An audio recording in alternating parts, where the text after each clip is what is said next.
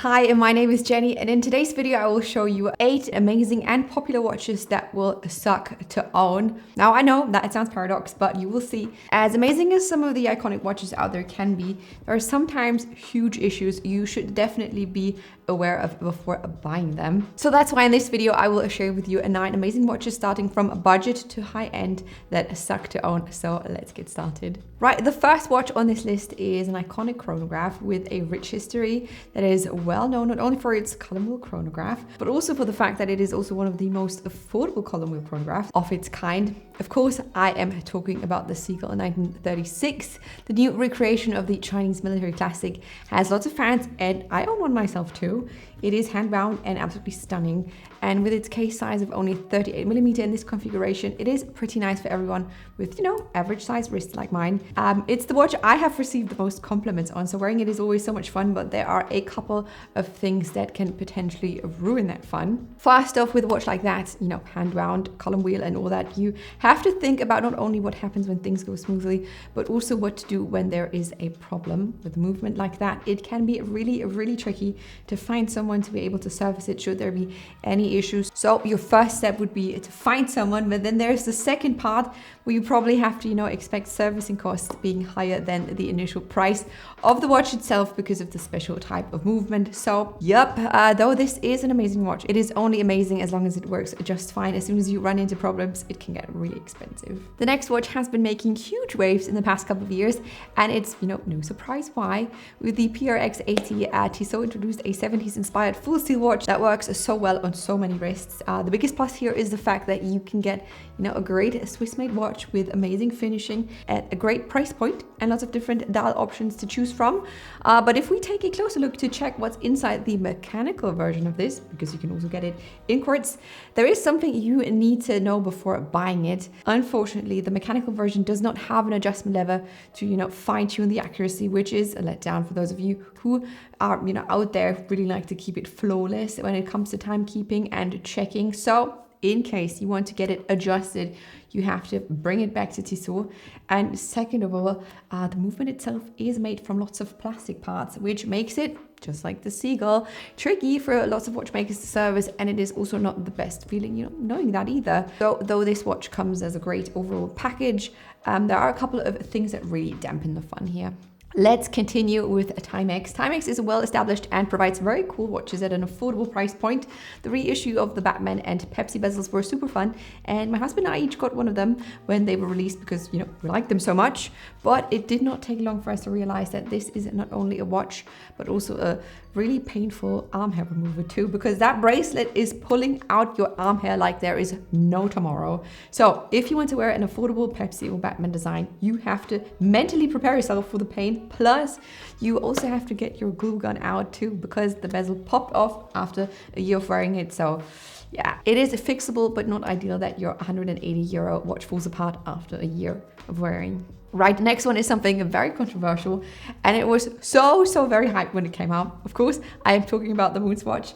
Some of you might remember that I went to one of the flagship stores on release day, and it was pure chaos, mainly because this watch was, you know, the first release of its kind ever. And the collaboration between Swatch and Omega itself has some, you know, really cool designs and is very collectible. Plus, with like about $250 per watch, it is arguably a good point of entry if you want to start out with a conversation starter. But unfortunately, the Moonswatch turned out to be super easy to break. Only months after its release, you had all these stories popping up about broken pushers, like overall damages of the watch, and even the coloring of the case rubbing off to people's skin. So yeah, it seems like it is overall not really a durable watch, which is pretty disappointing for the price point. And the fact that Swatch makes it, you know, sound like your super fun everyday watch, which will only last you a couple of months by the sound of it. Okie dokie, let's continue with something discontinued. The Seiko 5 range. It's been growing in popularity ever since. They have long passed their initial retail prices. They have a practical day-to-day complication, and, you know, I personally love them for their versatility. They can either look very elegant or very casual, you know, depending on how you wear them. Plus, you know, it's Seiko, it is reliable, but with it being discontinued, you also have to be aware of the fact that this is an older watch, which means that this is an older movement inside, which does not have a hacking second, and which is my personal least favorite thing about it, you cannot wind it by hand. You have to whirl it around to make the rotor move in order to power the spring. Might be nostalgic for some. I remember my dad used to do that with some of his watches, but I would much rather be able to wind it with a crown. The Omega Speedmaster Moonwatch Professional is a watch you cannot imagine the watch world without, and you know, rightfully so. It is the Omega chronograph, the first watch on the moon with a wonderfully classic design, an amazing looking movement, you know, and lots of accessories to pair it with. So it's no wonder so many people love and wear it, and my husband used to own one too. You can even choose between sapphire crystal or a Hesalite, the original one, which is, you know, pretty cool if you ask me. But let me tell you, winding this watch is a huge pain in the ass with that teeny tiny crown on the side. Not only is it rather small, it is also incredibly difficult to grab and pull out because it is set so deep into the case.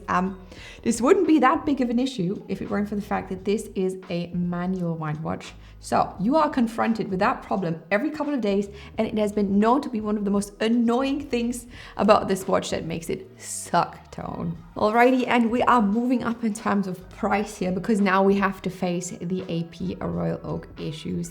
The Royal Oak has been keeping Audemars Piguet alive for decades now, I would say, with its iconic waffle dial design that inspired so many others that came afterwards. The intricate design and the meticulously finished case and bracelet are extremely beautiful, and if you see one for the first time in real life, your appreciation for the craftsmanship really goes up to a whole nother level, if you ask me. But that is also one of the biggest issues of the Royal Oak. Its many edges, which are beautifully polished, don't get me wrong, are a true scratch magnet. And it's not just something you say, you know, just loosely like, oh, it's a scratch magnet.